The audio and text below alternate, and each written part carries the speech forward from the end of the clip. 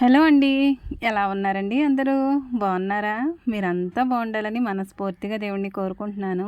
Video చూస్తూ ఛానల్‌ని support చేస్తున్న ప్రతి ఒక్కరికి పేరు పేరున ధన్యవాదాలైతే చెప్పుకుంటున్నానండి. చాలా రోజుల తర్వాత అయితే మమ్మల్ని, పిల్లల్ని అందరినీ చూడడానికైతే అమ్మొచ్చిందండి. అమ్మొచ్చి దాదాపుగా సంవత్సరంన్నర అయిపోతుంది. ఎప్పుడైనా హాలిడేస్‌కి మేము వెళ్తున్నాం గానీ, అమ్మ అయితే ఈ మధ్యన రావడం తగ్గించేసిందండి. ఎందుకంటే ఆరోగ్యం ఎప్పుడూ కూడా ఒకే విధంగా ఉండదు కదండీ! ఇక వాళ్ళు పెద్దవాళ్ళు అయిపోతున్నారు. ఊరు ప్రయాణాలవి చేయాలంటే కాస్త ఇబ్బందే.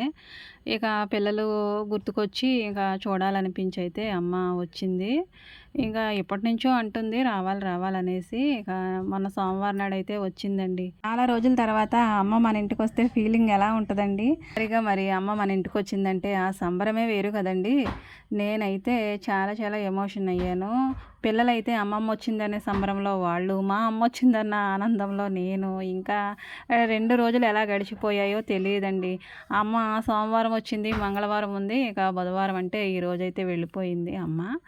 ఇక వచ్చినప్పుడు ఎంత సంతోషం ఉంటుందో, వెళ్ళిపోయేటప్పుడు అంతకన్నా ఎక్కువ బాధ ఉంటుంది. వీడియో చేయడానికైతే నాకు ఈరోజు వీలు దొరికిందండి. వీడియో చేస్తూ ఉంటే అమ్మ వెళ్ళిపోయిన తర్వాత వీడియో చేయడం అయితే మొదలుపెట్టాను. ఇక వీడియో చూస్తూ ఉంటే నాకు చాలా బాధ అనిపించింది. అమ్మ ఉన్నప్పుడు ఆనందం ఎంత ఉందో, వెళ్ళిపోయాక రెట్టింపు బాధ అయితే ఉందండి. ఏంటోనండి మనుషులకి ఈ బాధలు, ఈ ఆనందాలు, ఈ సంబరాలు ఇవన్నీ కూడా మనిషే కదండీ భరించాలి. ఆనందం వచ్చినా మనిషే, ఇక బాధ వచ్చినా మనిషే. ఇక అమ్మ మన దగ్గర ఉన్నప్పుడు ఇక మరి పండగలాగానే ఉంటుంది. ఇక మరి వెళ్ళిపోయినప్పుడు బాధగానే ఉంటుంది కదండీ! అమ్మున్న ఆ సంతోషం కంటే నాకు వెళ్ళిపోయిన తర్వాత ఆ ఫీలింగ్, ఆ బాధ చాలా రోజులు ఉంటుందండి. చాలా రోజులు గుర్తుకొస్తూనే ఉంటుంది. నాకు మనసులో అమ్మ మీద, నాన్న మీద ఎంత ప్రేమ ఉన్నా కానండి, అది నా వరకే, నా మనసుకే పరిమితం అనమాట.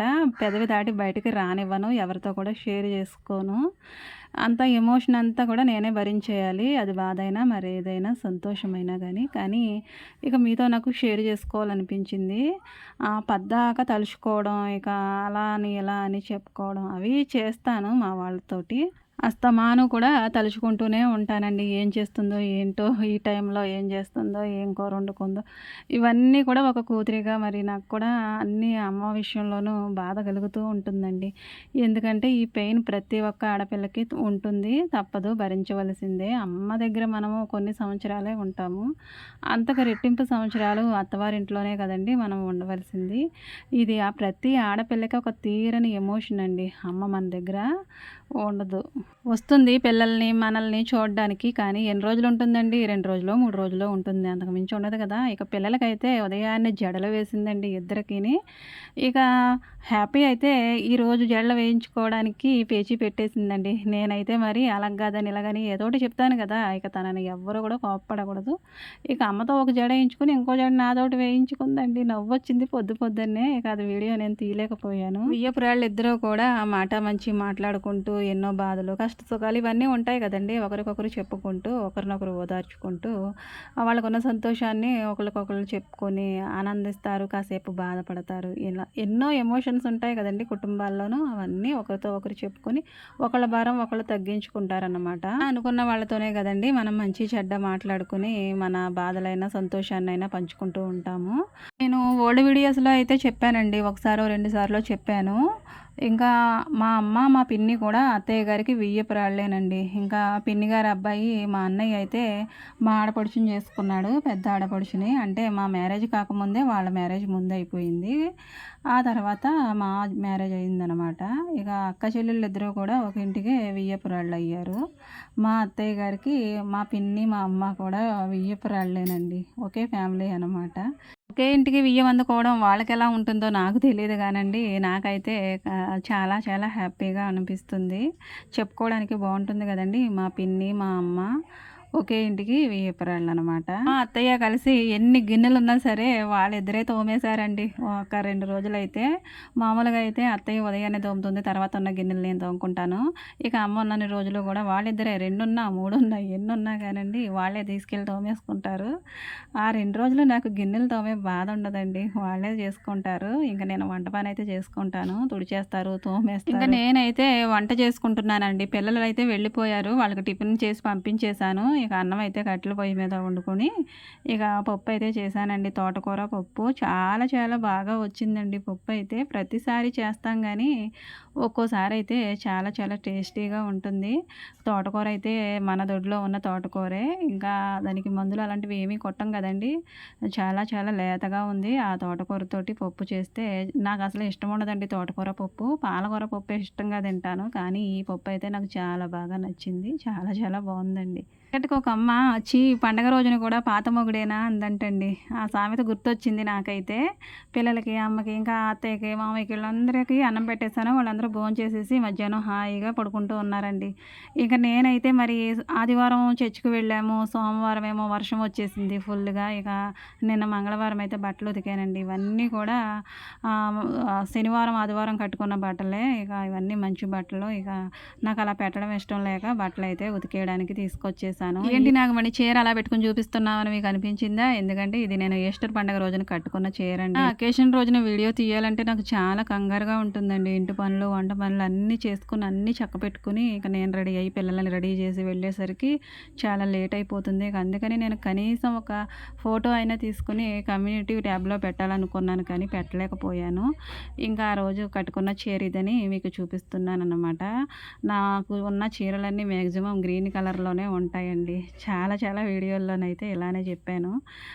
పచ్చ చీరలు చాలా ఉంటాయి కానీ ఆ కలర్ కాంబినేషన్లోనే నాకు ఏంటో నచ్చుతుందండి. గ్రీన్ అంటే నా ఫేవరెట్ అనుకుంటా అండి. నాకు తెలియకుండానే గ్రీన్ నా ఫేవరెట్ అయ్యింది. ఎందుకంటే ఎక్కువగా ఏ చీరలు ఉంటాయో మన దగ్గర, ఏ కలర్స్తో ఎక్కువ ఉంటాయో అదే మన ఫేవరెట్ అవుతుందని నాకు ఈ చీరలను చూసుకున్న తర్వాత తెలిసిందండి. పనులన్నీ చేసుకుని అంతా చక్కబెట్టుకున్న తర్వాత పిల్లలు ఇంకా అందరూ నిద్రపోయిన తర్వాత అప్పుడు సైలెంట్గా ఈ బట్టలు తెచ్చుకొని ఇలా సర్ఫలో అయితే పెడుతున్నానండి. అమ్మ మెలకువగా ఉన్నప్పుడు తిరుగుతూ ఉన్నప్పుడు ఈ బట్టలు తీసుకొస్తే మొత్తం నేనే ఉతికేస్తాననేసి నానబెట్టేసి ఎత్తండి. అందుకనే నేను అమ్మ పడుకోనిచ్చి ఆ తర్వాత బట్టలు ఉతుక్కోవడానికి అయితే తెచ్చుకున్నాను సైలెంట్గా. అమ్మ లేచేసరికి మొత్తం అన్నీ ఉతికేసి ఆరేసేసానులేండి. అమ్మ ఎప్పుడు వచ్చినా కానండి ఇదివరకటి రోజుల్లో అయితే బట్టలన్నీ ఉతికేసి ఎన్ని రోజులు ఉంటుందో అన్ని రోజులు బట్టలన్నీ అమ్మాయి ఉతికేసేది. నాకు ఆ బట్టల పని లేకుండా చేసేదండి. కానీ వాళ్ళ ఆరోగ్యం ఎప్పుడూ ఒకే విధంగా ఉండదు కదా. ఇక్కడికి వచ్చిన 2 రోజులైనా అమ్మకి కాస్తంత రెస్ట్ ఇవ్వాలని నేను బట్టలు ఉతకనివ్వలేదు. ఇక నేనే ఉతుక్కున్నాను. గారు అయితే కాసేపు అలా రెస్ట్ తీసుకుని కొబ్బరాకులు అలా పక్కన పెట్టుకుని ఈనెలు అయితే తీస్తున్నారండి. కొబ్బరి ఈనెలు చీపురు కట్టలో మేము అమ్ముతాము. ఒక్కొక్కటి 35 రూపాయలండి. బాగా చిన్నగా ఉంటేనేమో 25, 30 అలా ఇచ్చేస్తారు. బాగా పొడవుగా ఉంటే 35 రూపాయలు తీసుకుంటారు. కొన్ని ఏరియాల్లో అయితే 50 రూపాయలు, ఇంకా అంతకు మించి అయితే ఉంటుందంటండి. ఇంతవరకు వీడియోలో చెప్పారు. ఇక ఇప్పుడు మీకు కాస్ట్ ఎంత పడిందో చెప్తారా మరి? నేనైతే బట్టలు ఉతికి ఆరేసేసుకున్న తర్వాత అమ్మ అయితే వచ్చిందండి. ఇక నేను ఆ టైంలో తలకి నూనె పెట్టుకుని జడ వేసుకుందాం అనుకున్నాను. ఇక అమ్మ ఎలాగో వచ్చింది కాబట్టి అమ్మతోనే జడ వేయించేసుకుంటే బాగుంటుంది అనిపించిందండి. ఈ కాలంలో ఎవరికి కావాల్సిన హెయిర్ స్టైల్ అయితే వాళ్ళు చేయించుకుని చక్కగా జడని ఎలా కావాలంటే అలా వేసుకుంటారు కదండి. ఎవరికి నచ్చిన హెయిర్ స్టైల్ వాళ్ళు ఉంచుకుంటారు. ఎవరికి నచ్చిన జడ వాళ్ళు వేసుకుంటారు. ఒక్క మాటలో చెప్పాలంటే ఎవరికి నచ్చిన హెయిర్ స్టైల్లో వాళ్ళు మెయింటెనెన్స్ చేస్తూ ఉంటారు కదండి. హెయిర్ స్టైల్ అంటూ ఏమీ ఉండదండి. నున్నగా నూనె పెట్టేసుకొని దాన్ని అయితే జడ వేసుకుంటాను. ఇదివరకు అయితే కాస్త జడ కనిపించేది కానీ ఇప్పుడైతే మొత్తం కూడా బోడిగుండ్లా అయిపోతుందండి. ఇక ఇది కూడా ఉండదేమో నన్న దిగులు పట్టుకుంటుంది ఒక్కోసారి అయితే. ఇంకా నాకు ఇష్టమైన జడ వచ్చేసి మా అమ్మ వేసిన జడ అండి. ఎంతో పైకేసి టైట్గా వేస్తుంది. నెత్తి మీద వేస్తుందండి బాగా జడ అయితే. చిన్నప్పుడు అలా వేసేటప్పుడు నేను చాలా మారం చేసేసేదాన్ని. ఆ టైంలో నాకు తెలియకపోయినా కానీ జడది బాగోలేదని ఖచ్చితంగా చెప్పేసేదాన్ని. కానీ అమ్మ ఊరుకునేది కాదు. అదే ఉంచుకోవాల్సిందిగా అసలు పట్టుకొని మామూలుగా ఉండేది కాదనమాట దరువు. రోజుల్లో అంటే నా రోజుల్లో అయితే జడ వేసుకునేటప్పుడు అమ్మ వాళ్ళకి ఎలా నచ్చితే అలానే ఒక జడ వేస్తే ఒక జడ, 2 జడలు వేస్తే 2 జడలు. ఇప్పుడు పిల్లలు అయితే అలా ఉండట్లేదండి. ఏదో స్కూల్కి వెళ్ళేటప్పుడు అయితే 2 జడలు కంపల్సరీ వేసుకోవాలి కాబట్టి వేసుకుంటున్నారే తప్ప ఇక ఇంటి దగ్గర ఉన్న ఇక వాళ్ళకి హాలిడేస్ వచ్చినా వాళ్ళకి నచ్చిన హెయిర్ స్టైల్ అయితే వాళ్ళు చేస్తూ ఉన్నారండి. అమ్మతోటి జడ వేయించుకునే వాళ్ళు ఎవరున్నారండి? ఏదో నేను వేయించుకుంటున్నానని చెప్పట్లేదండోయ్.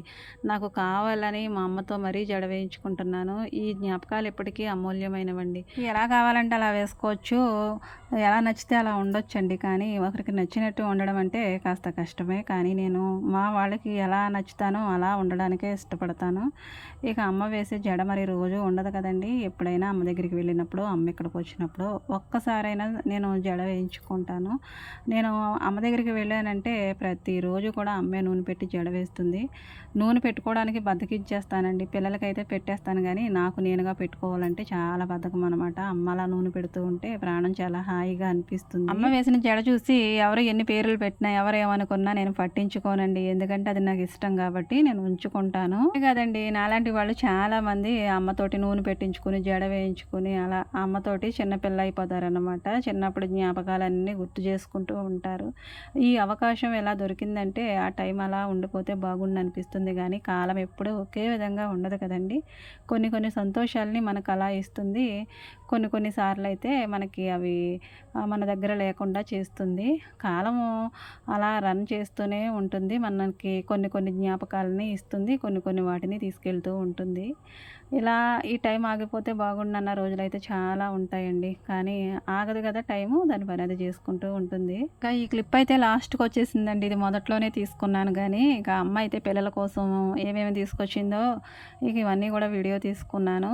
అమ్మ ఎక్కువగా ఈసారి మోయడానికైతే ఇబ్బంది పడిందండి. చాలా తీసుకొచ్చేది మా కోసం. ఎక్కడి నుంచో వస్తుంది కదా ఆటోలోను, బస్సులోను మారుకుంటూ రావాలి. అయినా పిల్లలు తింటారని ఏవో తనకున్నవే కొన్ని అయితే మాకు తీసుకొచ్చింది. పిల్లలకు తినడానికి ఆరెంజెస్ తీసుకొచ్చిందండి. ఇంకా గ్రేప్స్ కూడా తీసుకొచ్చింది. ఇంకా స్వీట్ బాక్స్ ఒకటి తీసుకొచ్చిందండి.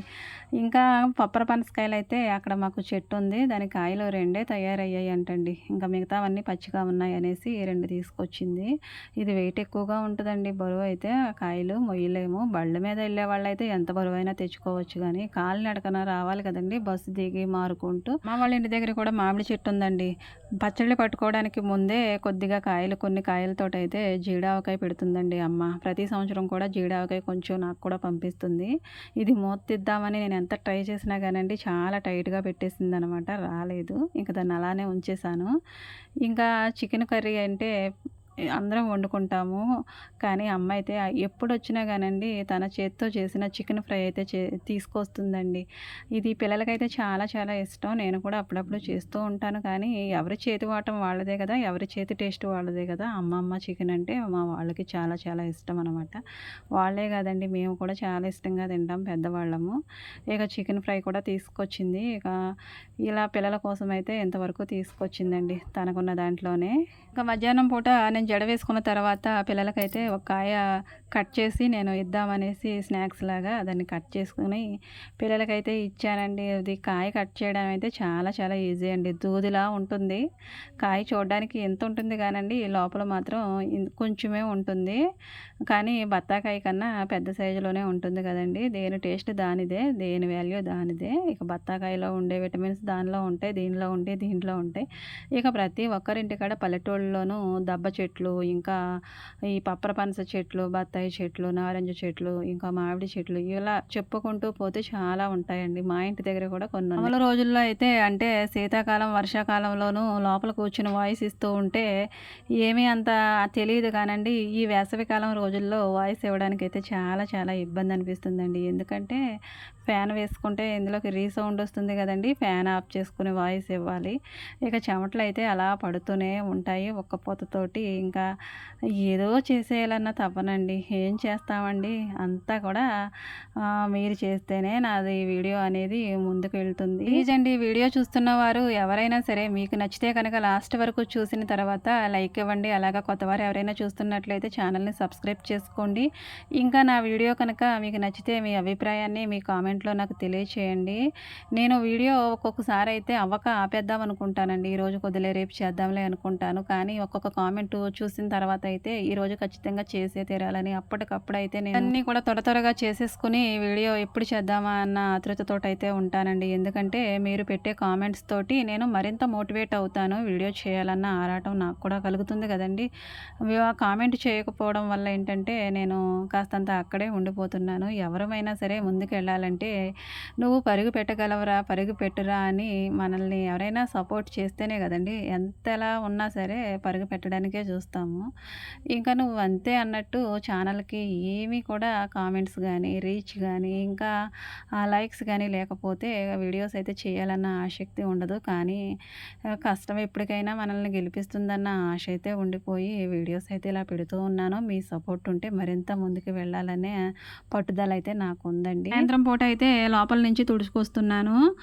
వేసవికాలం అయితే 2 పూటలు తుడవాలండి. ఉదయాన్నే తుడిచినా గానీ మళ్ళా దుమ్ము చేరిపోతుంది. అసలే పెంకుటిల్లు కదండీ! వేసవికాలం అయితే చల్ల చల్లగా బాగానే ఉంటుంది కానీ తుడుచుకోవడానికి మరి దుమ్మొచ్చేస్తుంది కదండీ! అసలే రోడ్డు పక్కన ఇల్లు. ఇంకా అలా 2 పూటలు తుడుచుకోవాల్సి ఉంటుంది. అంతమాను తుడుస్తూనే ఉంటానండి. గదులైతే పొద్దున్న, సాయంత్రం తుడుస్తాం గానీ ఈ బయట వరండా, ఇంకా బైకుల షెడ్డు అస్తమాను తుడుస్తూనే ఉంటామండి. ఇంకా మామిడి చెట్టు కింద అంటారా చెప్పనవసరం లేదు. కాయలు మనకి ఎన్ని కాశాయో తుక్కు అంతకంటే రెట్టింపు అయితే పడుతూ ఉంటుంది. ఇంకా చిన్న చిన్న పిందులు అయితే రాలుతూనే ఉంటాయి. ఇక తప్పదు కదండీ! మనం ఉన్న చోట శుభ్రంగా చేసుకోవాలి ఎంత కష్టమైనా. ఇంకా టీ అయితే తాగుతామండి మేము. సాయంత్రం వేళల్లో కూడా టీ తాగుతాము. 4:30, 5 ఆ టైంలో కూడా ఇక అందరూ ఒక చోట గుమిగూడి ఉంటాం కదండీ! ఇక ఆ టైంలో నేను టీ పెడతాను. చల్ల చల్లగా ఉందండి వాతావరణం వర్షం పడడం వల్ల.